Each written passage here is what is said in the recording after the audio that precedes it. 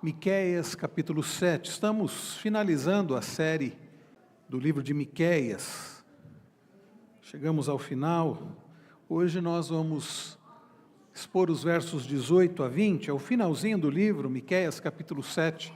Ao longo desses últimos domingos, essas últimas semanas e meses, nós fizemos a exposição deste livro tão maravilhoso da palavra do Senhor, como é toda a palavra do Senhor, toda a Bíblia. Miqueias, capítulo 7, a partir do versículo 18, eu peço que todos acompanhem com atenção e com interesse a leitura da palavra do Senhor, que diz assim: Quem é semelhante a ti, ó Deus, que perdoas a iniquidade e te esqueces da transgressão do remanescente da tua herança? O Senhor não retém a sua ira para sempre, porque tem prazer na misericórdia.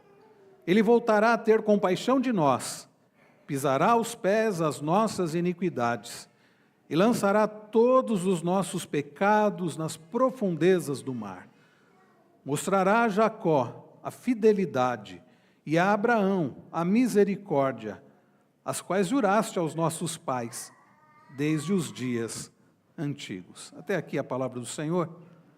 Vamos orar mais uma vez. Pai Celestial, pedimos a bênção do Senhor continuar falando aos nossos corações, como tem sido edificante ao longo deste culto, ó Deus, sermos edificados através, ó Pai, das músicas, dos cânticos, dos hinos, através, ó Deus, da cantata do coral infantil, através de tudo que nós tivemos aqui. E agora, ó Pai, no momento em que acabamos de ler a Tua palavra, mais uma vez, pedimos que o Senhor nos abençoe na exposição, na aplicação e também na vivência da Tua palavra. Pedimos todas essas bênçãos gratos, no nome de Jesus. Amém. Depois de passarmos tantas semanas olhando para este livro, um livro de tantos julgamentos, de tantos juízos da parte de Deus, nós chegamos ao final deste livro. E ao ler este final do livro, eu me lembrei de uma mensagem, ou pelo menos uma parte de uma mensagem, de um pastor que eu gosto muito das mensagens dele, dos livros dele, Voddie Baucham. Voddie Baucham, ele, em certa mensagem, já há alguns anos, ele falava sobre a época em que ele era deão num seminário, numa faculdade, e então ele estava ali naquele campus universitário, e os alunos o procuravam, e às vezes ele diz que chegavam alguns alunos que começavam a cursar filosofia, e ficavam com a cabeça assim meio que bagunçada, iam conversar com ele, ele logo percebia, deve estar cursando o início de filosofia, o início deixava a cabeça deles meio bagunçada, e ele diz que um aluno chegou para ele e diz assim: escuta, se Deus de fato é bom, e é poderoso, é onipotente, por que é que coisas ruins acontecem? Se Deus, como vocês dizem, vocês cristãos dizem, é bom, é onibenevolente e é onipotente, é todo-poderoso, por que é que existe o mal? Por que é que coisas ruins acontecem? Voddie Baucham diz que olhou para aquele jovem e disse: você está fazendo a pergunta errada. Se você fizer a pergunta do jeito certo, eu respondo. O rapaz disse: mas como a pergunta errada? A pergunta é minha. Eu faço do jeito que eu quero. Ele diz: não, mas a sua pergunta está errada. Enquanto você não perguntar da maneira correta, eu não irei te responder. Aí o jovem perguntou: então qual é a maneira correta de perguntar? Ele diz: a maneira correta é você olha bem nos meus olhos e você pergunta: como um Deus que é justo e santo, sabendo o que eu fiz ontem, o que eu pensei ontem, o que eu falei ontem, como Ele não me matou ao longo desta noite? Ele disse: essa é a pergunta certa. Como um Deus justo e santo, sabendo o que eu pensei, o que eu falei, o que eu disse ontem, não me matou? Essa é a pergunta certa. E essa é a pergunta, meus queridos: como um Deus santo e justo, sabendo quem nós somos, sabendo o que nós fazemos, o que nós pensamos, o que nós falamos, ainda não nos consumiu com a sua ira santa? Bem, a resposta está no texto que nós acabamos de ler. Abacuque diz: quem é semelhante a ti, ó Deus, que perdoa a iniquidade e te esqueces da transgressão do remanescente da sua herança? A resposta está aqui, irmãos. O Senhor não retém a sua ira para sempre, porque tem prazer na misericórdia. Eis a resposta. Irmãos queridos, nesta manhã, ao olharmos para este final do livro de Miqueias, nós podemos ver por que é que Deus, sendo santo, sendo justo, ainda não nos consumiu com a sua ira, a nós pecadores, porque Ele tem prazer na misericórdia. Nesta manhã nós veremos o que Deus perdoa, como Deus perdoa, a postura do perdão e qual é a finalidade do perdão de Deus. Nós veremos essas 4 coisas: o que Deus perdoa, como Deus perdoa, a postura do perdão de Deus e a finalidade deste perdão. Nós veremos então estas 4 coisas. Em primeiro lugar, meus irmãos, o que Deus perdoa. Percebam que neste final do livro, depois de Miqueias expor o pecado do povo de Deus, depois de Miqueias expor o pecado da nação, depois de Miqueias expor como havia uma corrupção geral, institucionalizada, uma corrupção generalizada, os magistrados, os governantes praticando a corrupção, juízes, governadores, e também não apenas os líderes de Israel, mas também no meio, os líderes religiosos, porque mesmo a classe dos profetas e sacerdotes estava corrompida. Então, e também o povo estava corrompido, o povo estava negligenciando a vontade de Deus, negligenciando o próprio Deus, as pessoas vivendo como elas queriam, as pessoas buscando apenas os seus próprios interesses. E Miqueias foi expondo todos os pecados, e Miqueias foi anunciando o juízo de Deus, juízo que de fato aconteceu. E agora, no final do livro, Miqueias não termina esse livro falando das atitudes do povo. Aliás, como seria terrível se este livro terminasse com as atitudes do povo, com os erros do povo, com os pecados do povo, ou mesmo sobre o juízo de Deus sobre os pecados do povo, sobre o próprio povo. Não, Miqueias termina esse livro falando sobre Deus, falando sobre a bondade de Deus, falando sobre a fidelidade de Deus, falando sobre a misericórdia de Deus. Afinal, como nós lemos há pouco no Salmo 100, Ele é bom. A sua misericórdia dura para sempre, e de geração em geração a sua fidelidade.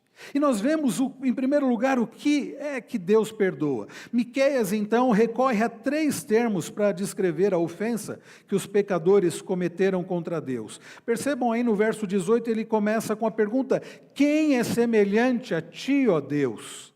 Quem é semelhante a ti que faz o quê? Que perdoas a iniquidade.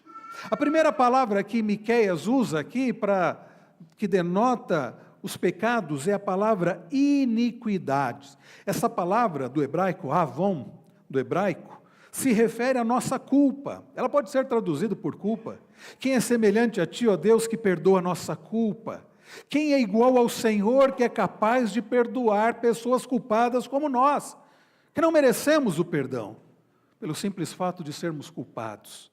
E não temos como fazer nada para resolver o problema da nossa culpa por nós mesmos. Daí Miqueias espantado, Miqueias admirado, Miqueias extasiado, ele faz essa pergunta: quem é igual a ti, Senhor? Quem é como o Senhor? Aliás, aqui é um jogo de palavras, porque o nome Miqueias significa quem é como o Senhor. Ele está dizendo o nome dele: quem é como o Senhor, que perdoa iniquidades, que perdoa culpas.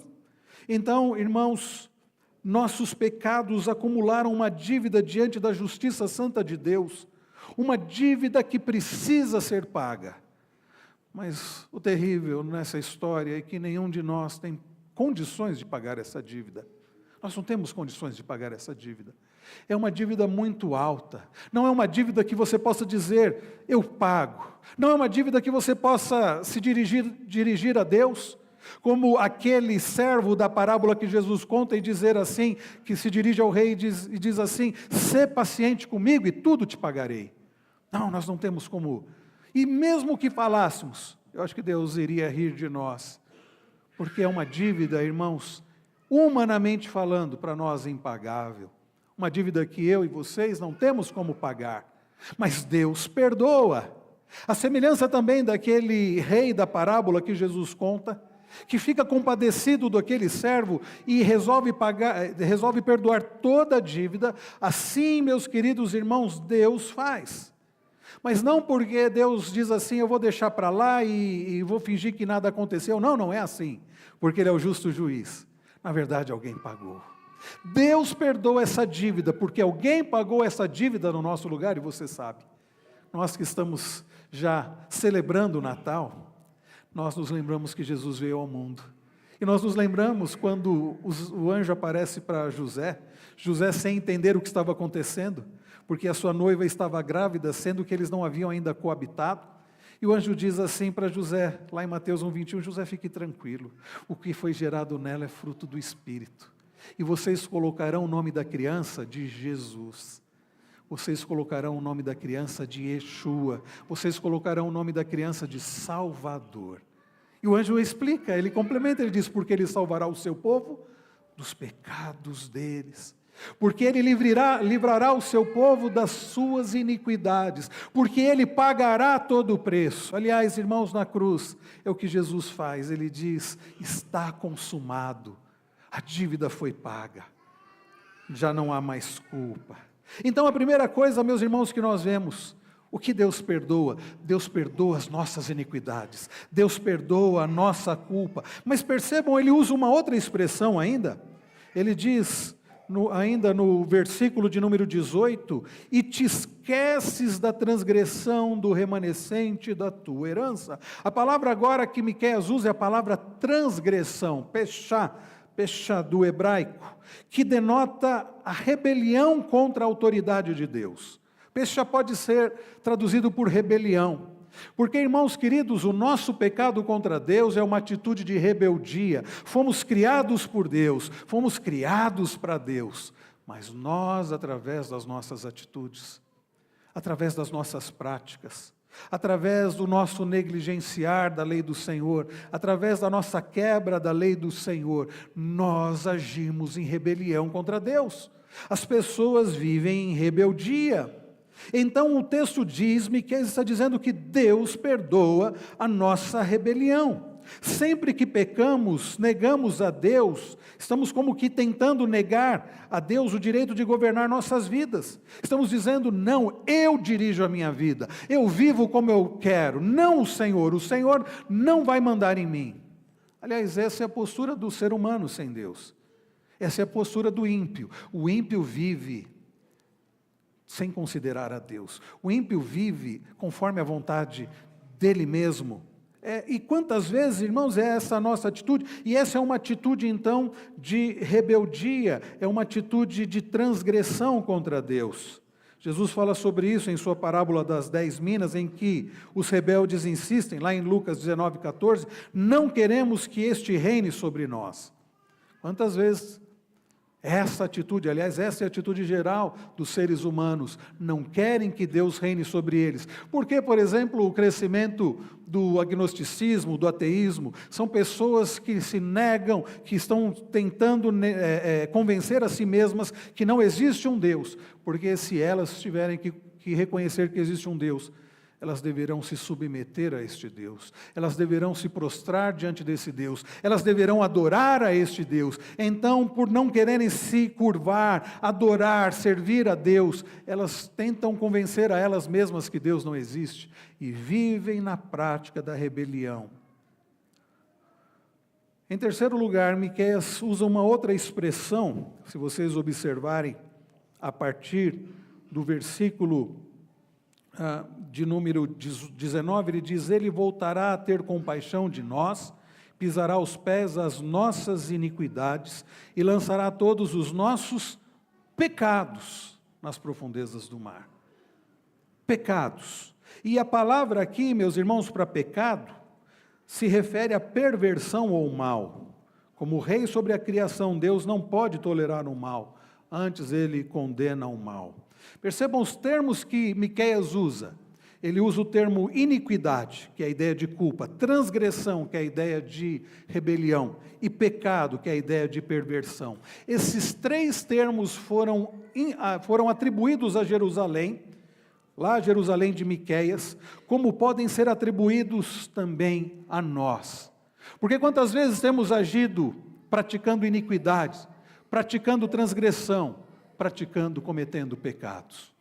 Irmãos, por isso é muito sério. A julgar pelos padrões da perfeita lei de Deus, Paulo conclui, escrevendo lá aos Romanos, no capítulo 3, versos 10, a partir do verso 10 até o verso 12, não há justo nenhum sequer, diz ele, não há quem faça o bem, não há nenhum sequer. E este, meus irmãos, era o grande problema da geração de Miqueias. Pessoas vivendo na prática da transgressão, pessoas vivendo na prática da iniquidade, pessoas vivendo na prática do pecado. E isso, meus irmãos, suscita a ira do Senhor. E foi por causa da sua ofensa contra Deus que a geração de Miqueias sofria tanto. E também é o nosso problema. Eu quero dizer para você que você também precisa de perdão. E que você não tem como resolver o problema da sua iniquidade, da sua transgressão, do seu pecado. Você não tem como resolver o problema da sua rebelião. Você não tem como resolver o problema da sua transgressão. Você não tem como resolver o problema do mal. Mas existe alguém que pode resolver esse problema. E Miqueias está dizendo, quem é como o Senhor, que perdoa? Perdoa a transgressão, perdoa a iniquidade, perdoa o pecado. Deus faz isso. Então o que Deus perdoa? A nossa rebeldia, a nossa rebelião, a nossa iniquidade, a nossa transgressão, o nosso pecado. Agora, vem a segunda pergunta, como Deus faz isso? Como então um Deus santo pode perdoar o pecado do seu povo? A linguagem de Miqueias é vívida, é uma linguagem instrutiva e contém a essência do Evangelho. Primeiro, queridos, falando da nossa culpa, olha só o que o profeta diz, que Deus manifesta sua graça incomparável, fazendo o quê? Perdoando. Quem é semelhante a ti, ó Deus, que perdoas a iniquidade? Deus perdoa. A palavra aqui, a ideia, né, que Miqueias descreve aqui, a palavra hebraica nasa, fala literalmente de Deus levantando nossa culpa, tirando-a de nós. Nós temos uma culpa, e eu disse que não temos como resolver o problema dessa culpa por nós mesmos, mas Deus faz isso. E como eu adiantei, Deus faz isso através de Cristo. Quando, certamente qualquer hebreu, qualquer israelita, ao ler este início aqui, ao ler este versículo de número 18, iria pensar justamente no ritual do dia da expiação. No ritual do dia da expiação, no Antigo Testamento, o sacerdote seguia o seguinte rito. O sumo sacerdote impunha sua mão sobre a cabeça do bode expiatório. Havia um bode, e o sumo sacerdote impunha as mãos sobre a cabeça do bode expiatório, que então era levado para fora do acampamento e enviado para o deserto. E juntamente com o bode expiatório, outro animal sem máculas era sacrificado. E você deve saber o sentido disso, era que pela morte substitutiva de um sacrifício apontado por Deus, o pecado era expiado. Mas, queridos irmãos, aquele bode não tinha poder para purificar pecados. Não havia poder para purificar pecados. Um comentarista bíblico chamado Bruce Waltke, que ele explica, Deus não brinca com o pecado, mas providenciou o sacrifício de Jesus Cristo, o único que cumpriu suas obrigações pactuais, para suportar e tirar o pecado. Irmãos queridos, como Deus perdoa a nossa culpa? Através do Cordeiro de Deus, que tira o pecado do mundo. É assim, se você reconhece que você precisa ter resolvido o problema da sua culpa, a minha palavra para você, aliás, é a palavra de Deus para você, é através de Cristo, há perdão de pecados, através do Cordeiro de Deus. O Novo Testamento aplica esse ensinamento diretamente à cruz de Jesus Cristo. Paulo escreve que Deus perdoou nossas transgressões, e aqui eu cito Colossenses 2,14, tendo cancelado o escrito da dívida que era contra nós, e que constava de ordenanças, o qual nos era prejudicial, removeu inteiramente, encravando-o na cruz. Quem é semelhante a ti, Senhor, que perdoa os nossos pecados através de Cristo? Quando Paulo explica isso dizendo, aquele que não conheceu o pecado, Deus o fez pecado por nós, para que nele fôssemos feitos justiça de Deus. Jesus toma sobre si a nossa culpa. Na cruz do Calvário, o justo leva sobre si a culpa dos injustos. O perdão divino, meus irmãos, ele é completo. Deus, queridos, perdoa e esquece. Olha só o que diz o texto ainda, o verso de número 19, aliás, desculpem, ainda o verso de número 18, a segunda parte do verso de número 18, diz: o Senhor não retém a sua ira para sempre, porque tem prazer na misericórdia. E no verso 19 ele diz: Ele voltará a ter compaixão de nós, pisarás aos pés as nossas iniquidades, e lançará todos os nossos pecados nas profundezas do mar. Percebam, irmãos, como Deus perdoa os nossos pecados, como Deus perdoa as nossas transgressões. Diz-nos o texto que Deus lança no mais profundo mar. Quando olhamos para a cruz de Jesus, nós que cremos podemos nos regozijar ao vermos nossos pecados imputados a Cristo e retirados de nós. Não que nós nos tornamos perfeitos, não é isso, mas Deus já nos considera, Deus já nos declara justos através de Cristo Jesus. É a preciosa doutrina da justificação pela fé somente em Cristo. E Miqueias usa aqui, ele está falando, o termo teológico aqui para transferências de pecados, né, que nós temos na teologia, imputação. Jesus toma sobre si a nossa culpa. Lutero, ele falava sobre uma troca maravilhosa. Ele diz que Jesus tomou sobre si as nossas culpas e nós tomamos sobre nós a justiça dele. Não é uma troca maravilhosa essa? A justiça perfeita de Cristo é colocada em nós, é imputada a nós. E a nossa culpa é colocada em Cristo. O perdão divino então é completo. A palavra aqui que Miqueias usa para dizer que ele lançará, ele pisará, ele voltará a ter compaixão de nós, pisará aos pés as nossas iniquidades e lançará todos os nossos pecados nas profundezas do mar. Essa ideia, meus irmãos, de Deus lançando nossos pecados na profundeza do mar, para não mais colocar sobre nós. E é interessante, voltando para o verso 18, o verso 18 diz que ele esquece das nossas transgressões. Esse esquecer não é que Deus tem amnésia. A Bíblia diz que Deus é onisciente, Ele sabe todas as coisas. Esse esquecer aqui é que Deus não faz como nós fazemos. Nós, por vezes, dizemos que nós esquecemos, que nós perdoamos, mas na primeira oportunidade, nós levantamos aquilo. É o famoso joga na cara, né? Está jogando na cara. Ah, você lembra, tal dia, tal ano, você me fez isso. Falou que perdoou, mas você está lá, trazendo tudo, lançando sobre a pessoa novamente a culpa dela. Quando o texto diz que Deus se esquece, é nesse sentido. A palavra que Miqueias usa aqui significa cancelar, indica uma decisão consciente de não exigir pagamento pelos seus pecados. Então, meus irmãos, por causa do grande amor de Deus, esse amor compassivo, Deus não exige uma retribuição de seu povo rebelde, mas Deus cancela a culpa através de Cristo. A linguagem aqui aponta para a cruz, dessa vez por meio dos eventos da Páscoa. E Jesus, quando ele substitui a Páscoa, nós vamos lembrar que a Páscoa era celebrada no Antigo Testamento, mas Jesus foi o Cordeiro imolado em nosso lugar. O Cordeiro de Deus que tira o pecado do mundo. Então, irmãos, quem é semelhante ao Senhor? Que perdoa o nosso pecado. E como Ele perdoa o nosso pecado? Ele perdoa o nosso pecado cancelando a dívida através do sacrifício de Cristo na cruz. Quem é semelhante a Ti, ó Deus? Nós nos perguntamos, ninguém há como o Senhor. Mas, queridos, o que Deus perdoa? Os nossos pecados, as nossas transgressões, as nossas iniquidades. Como Deus faz isso? Deus faz isso em Cristo, cancelando a dívida. Agora, qual é a postura de Deus ao perdoar os nossos pecados? Essa é a terceira pergunta que nós precisamos responder, está aqui no texto. Qual é a postura de Deus ao nos perdoar dos nossos pecados?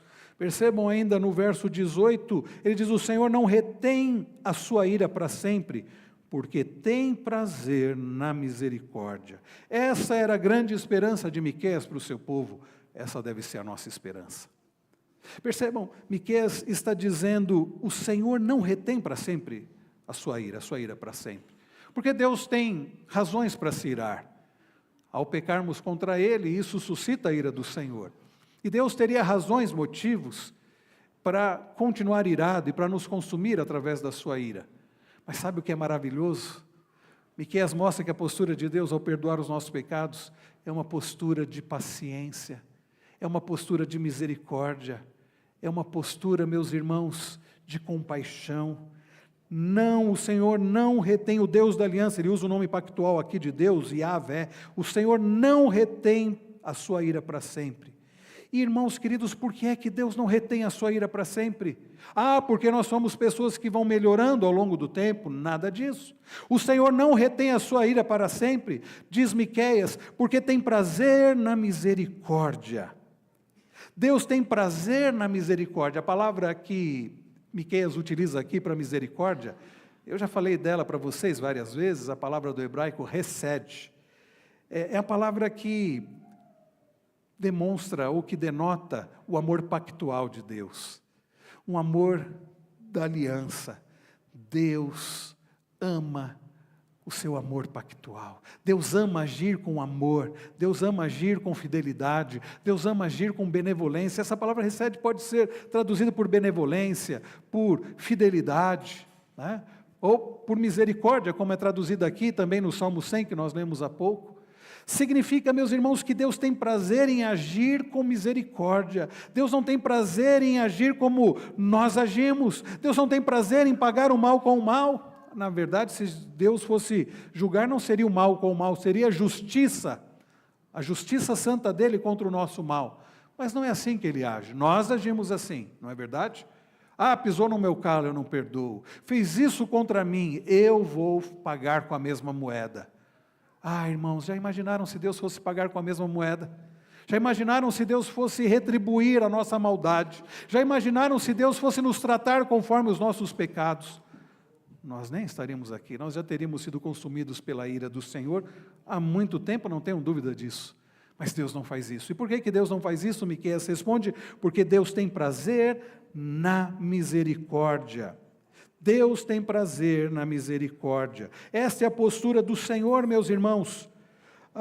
Então percebam que, qual é a atitude do coração de Deus ao perdoar nossos pecados? Ele não tem prazer em guardar mágoas ou reter a sua ira, né, causada pelos nossos pecados. Pelo contrário, Ele se alegra na misericórdia. E por fim, a quarta pergunta que nós temos que responder: qual é a finalidade do perdão de Deus?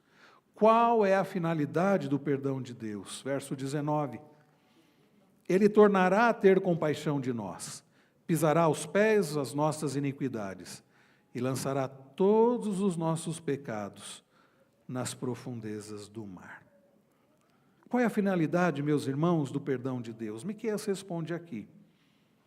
A palavra utilizada aqui por Miqueias, por compaixão, ele terá compaixão de nós, em hebraico aqui é racham, remete ao afeto carinhoso, a maneira como a mãe trata o seu filho.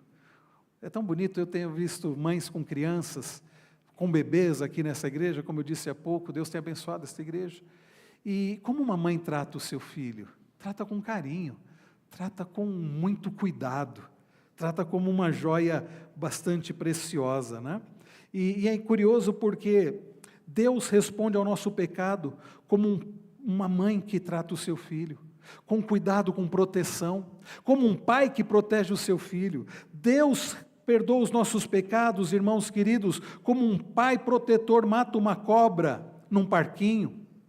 O pecado é tratado como um inimigo que Deus conquista e do qual Ele nos liberta. Um comentarista bíblico disse: quando Deus retira a culpa do pecado, para que ela não nos condena, Ele retira também o poder do pecado, para que ele não nos domine. Daí, meus irmãos, ele dizer que o Senhor voltará a ter compaixão de nós, pisará aos pés as nossas iniquidades. É Deus pisando sobre os nossos pecados, para que os nossos pecados não nos dominem, e lançando os nossos pecados nas profundezas do mar. Que figura de linguagem maravilhosa é essa? Deus lança os nossos pecados nas profundezas do mar.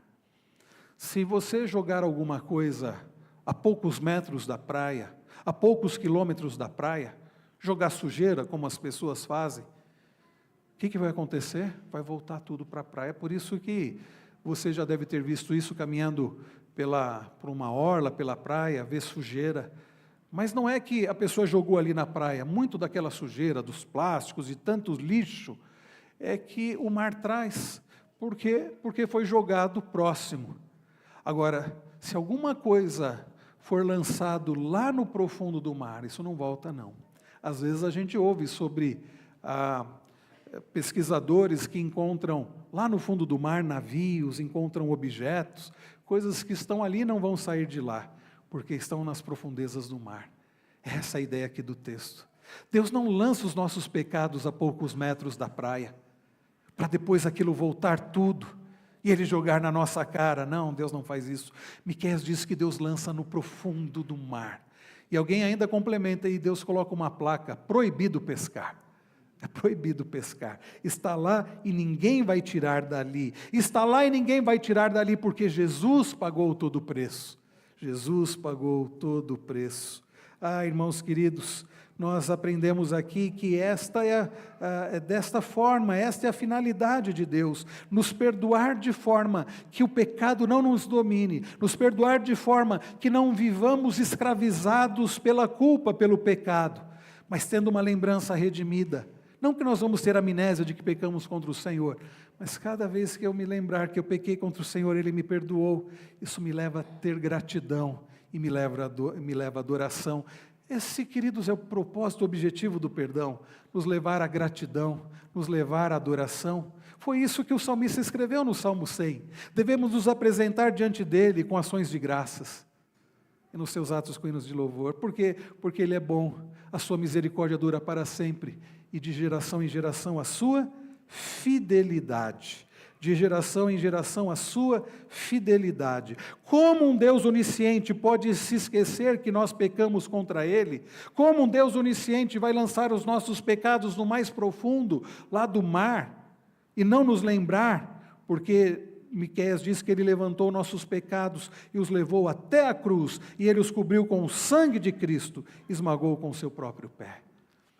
Eu quero terminar, irmãos, falando sobre essa fidelidade. A graça do Senhor é incomparável. Quem é semelhante ao Senhor?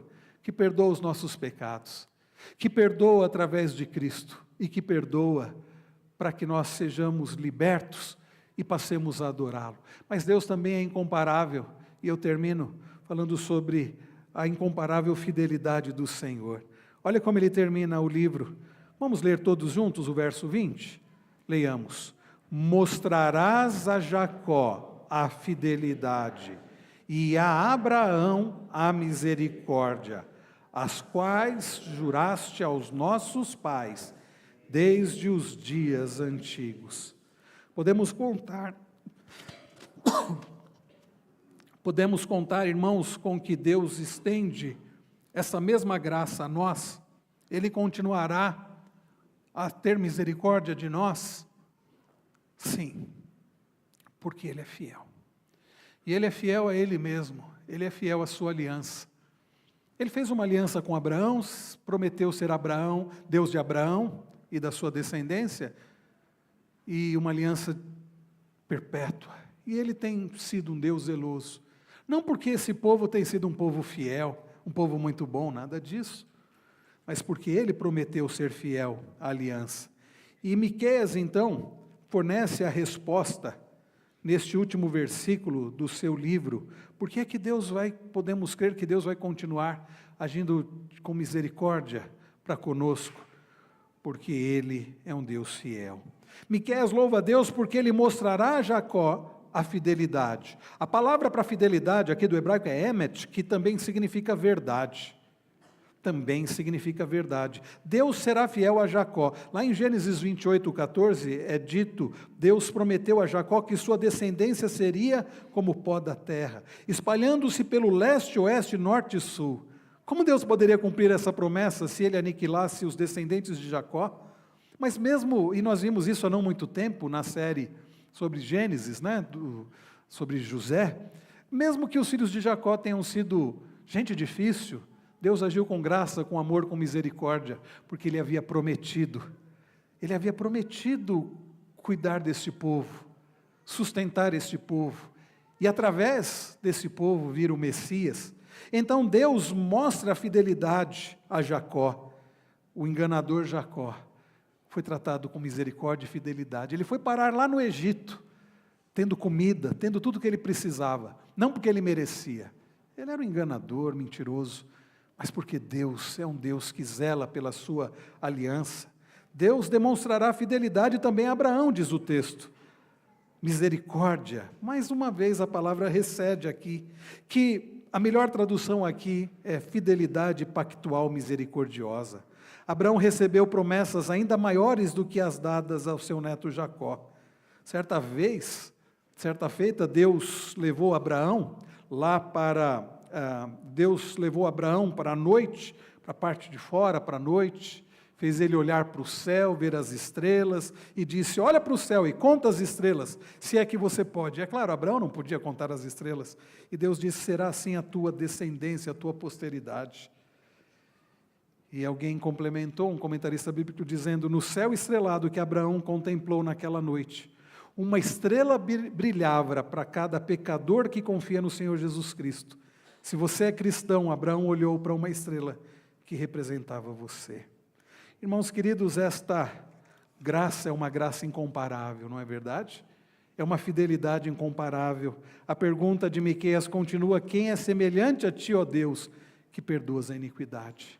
Eu não sei como está a sua vida, mas certamente você precisa do perdão das suas iniquidades, das suas transgressões, do seu pecado. E nós aprendemos nesta manhã, através do final do livro de Miqueias, que Deus é um Deus que perdoa. Ele é um Deus incomparável, que perdoa a iniquidade, transgressão, que perdoa pecados, através de Cristo Jesus. Essa é uma graça maravilhosa, como nós costumamos cantar, e é algo até chocante. É curioso porque Jonas, por exemplo, ele ficou chocado quando Deus resolveu agir com essa mesma graça. Se vocês voltarem algumas páginas, vocês vão ver aí, vai chegar no livro de Jonas, e vocês vão ler no capítulo 4, o último capítulo, diz que Jonas ficou muito aborrecido e com raiva. Ele orou ao Senhor e disse, Senhor, não foi isso que eu disse estando ainda na minha terra? Por isso me adiantei fugindo para Tarsis, pois sabia que tu és Deus bondoso e compassivo, tardio em irar-se e grande em misericórdia, que mudas de ideia quanto ao mal que anunciaste. Agora, Senhor, peço que me tires a vida, porque para mim é melhor morrer do que viver. E o Senhor disse, você acha que é razoável essa sua raiva? Jonas, diante do fato de Deus agir com bondade, com misericórdia, Jonas fica extremamente irado. E Deus pergunta, é razoável essa sua ira? Quantas pessoas, meus irmãos, ao longo da história, têm ficado chocados com a misericórdia, com a fidelidade, com a bondade do Senhor? Gente que nem imagina o quanto Deus pode ser misericordioso. Depois de prenderem e escravizarem a Sansão, os filisteus estão lá, festejando no templo de Dagon, e nem se importam com o fato de que o cabelo de Sansão voltou a crescer, porque na mente deles, nunca um Deus poderia perdoar alguém que fez o que Sansão fez. Dagon nunca faria isso, mas o cabelo de Sansão cresceu. E o Deus de Sansão, o nosso Deus, não é como Dagon, um falso Deus, é o Deus que perdoa as nossas iniquidades, as nossas transgressões, o nosso pecado. Foi o Deus que deu forças novamente a Sansão, que ouviu a oração de Sansão e restaurou as forças de Sansão, que abraçado aos pilares daquele templo, põe tudo aquilo abaixo. E o texto diz que Sansão, na sua morte, matou mais gente do que durante toda a sua vida. E Jesus, na sua morte, salvou a todos nós que confiamos nele, porque Deus, o Deus de Sansão, não é como Dagon. Quanta gente ao longo da história, escandalizada com a graça maravilhosa do Senhor, com esse incomparável Senhor, como diz Miqueias, quem é como o Senhor, que perdoa as nossas iniquidades, transgressões e pecados.